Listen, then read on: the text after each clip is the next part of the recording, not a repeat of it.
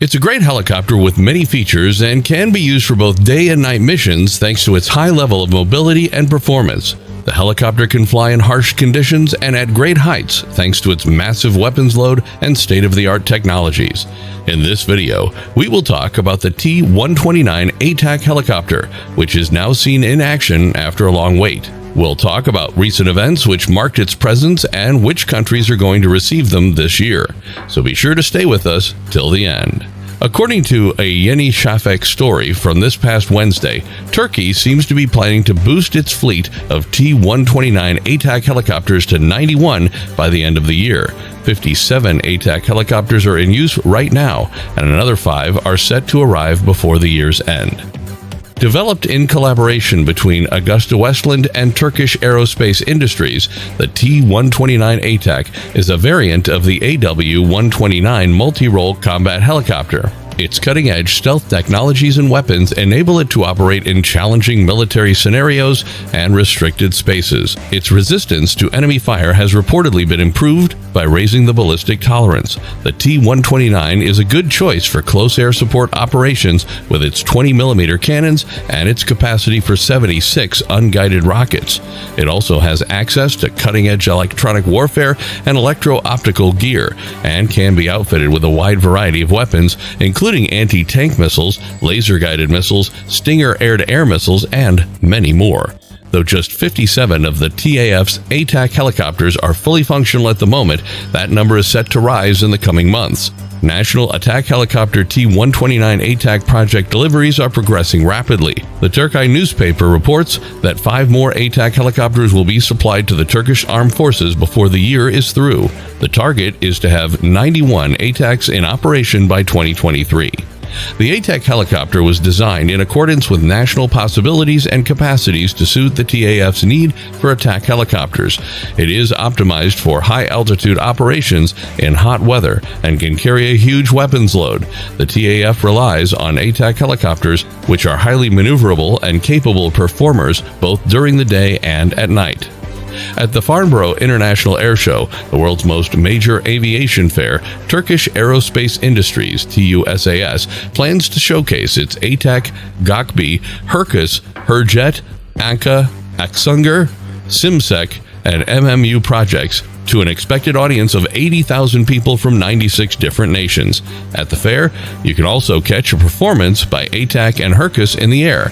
The Farnborough Air Show is one of the most important aviation fairs in the world, and it would be more beneficial for us to participate in this year's event with our own unique items than in years past, TAI General Manager Professor Dr. Basic Turul said. I hope that we will participate in the next Farnborough Fair with Hürjet and ATAK 2, and we will once again prove our country's success in aviation development, technology, and production. ATAK and Herkes will meet the public this year. In order to supply the Turkish military with locally manufactured weapons and gear, the government has funded a program to produce ATAK combat helicopters. Currently, Turkey has attained self-sufficiency in this sector at 50%. Helicopters from ATAK can travel at speeds of up to 300 kilometers per hour, allowing them to operate safely in low visibility. The helicopter is used by the Turkish Army as well as other armed forces in the country, including the Turkish Gendarmerie.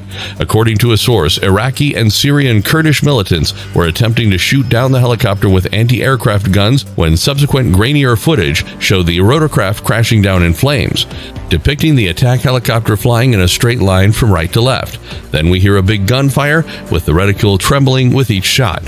However, the bursts are not continuous, rapid fire, but rather isolated rounds, which raises the first substantial issue. No anti-aircraft gun, even those used by non-state entities such as the Kurdistan Workers' Party or PKK, fires as slowly as this one. The best guess is that a big caliber semi-automatic rifle was used to shoot at the helicopter, which, strangely, did not perform any evasive maneuvers. Another larger crosshair reticle from the camera captures the sounds of a lighter gun firing in semi-automatic mode. We next hear fully automatic bursts that sound lighter and softer, indicating that this is not a big weapon but rather a tiny arm, such as an assault rifle. The helicopters do not appear to be concerned by the firing and continue to fly.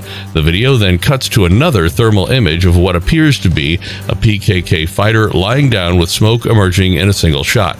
The camera moves quickly to record a Chinook helicopter flying over a mountain, which continues to fly unharmed. The camera turns back to the insurgent, who now clearly is seen resting the barrel of his rifle on an elevated surface and firing another single shot. This time, the camera moves to a group of 3 helicopters, one behind the other, flying over the same peak, but they don't appear to be Chinooks. Even these continue to fly in the same formation, oblivious to the fact that they are being shot at. The video then changes to grainier footage of what appears to be an airplane coming down from behind with massive billowing smoke, indicating that it has been shot down and is ready to crash. It then vanishes behind a mountain, with the following segment showing a close-up of the crashed plane circled for easy identification. Former Indian Army Air Defense Officer and Colonel Shailesh Rai suspects extensive editing. At first it appears that the helicopter is moving from left to right. Finally it shifts from right to left. Why can't one and the same weapon system track an item from different perspectives? It appears to be a standard issue anti-aircraft cannon of the Chinese variety, measuring 14.5 millimeters. They don't have a fancy night sight with the automatic tracking, Rai remarked. Like the rest of us, he saw that the alleged anti-aircraft gun at the beginning of the clip only fires in a strange semi-automatic fashion. Even the Bofors 40mm L-70 can fire 300 rounds per minute. In the hands of an experienced crew, an L-70 can do significant damage to even a fully armored attack helicopter, making it a lethal weapon for low-flying aircraft. Shooting the engine, tail rotor, or the main rotor can send it into a spin, while shooting the pilot in the head can result in a straight-on impact.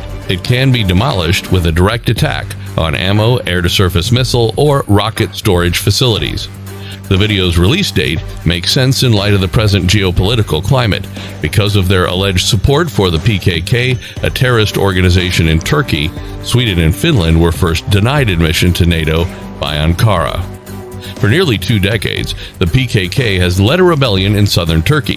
For decades, Kurds in Turkey, Syria, Iraq, and Iran have struggled for recognition and representation in government. Syria's Kurdish-led Syrian Democratic Forces, or SDF, and People's Protection Units, or YPG, have been at the forefront of the fight against ISIS and other extremist groups backed by Turkey. These groups include Hayat Tahrir al-Shams, or HTS, and the Free Syrian Army, or FSA, which has links to Al-Qaeda, Jabhat al-Nusra, and the Al-Nusra Front, or FSA. Until the Trump administration's withdrawal from Syria in late 2019, Turkey had engaged in a number of offensive operations in northern Syria against the SDF, which was backed by the United States. The SDF formed a tactical alliance with the Syrian administration of President Bashar al-Assad, Russia, and Iran after President Recep Tayyip Erdogan once again threatened an offensive, this time saying Sweden and Finland were delaying action on the PKK. The 2 Nordic countries earlier promised to restrict political and fundraising operations by the PKK. Although it already operates the Russian MiL Mi-2435 Hind and the Italian-made Augusta A109 Powers light attack helicopters, Nigeria expressed an interest in acquiring at least 1 squadron of these deadly attack helicopters this year to aid in its counter-terrorism effort. As a result, 3 companies, Airbus, Thai, and HAL, vied for a contract to supply these attack helicopters to the Nigerian military, which the Thai finally accomplished.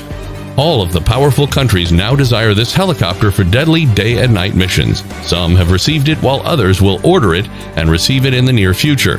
One thing is certain, it can be as lethal as they come.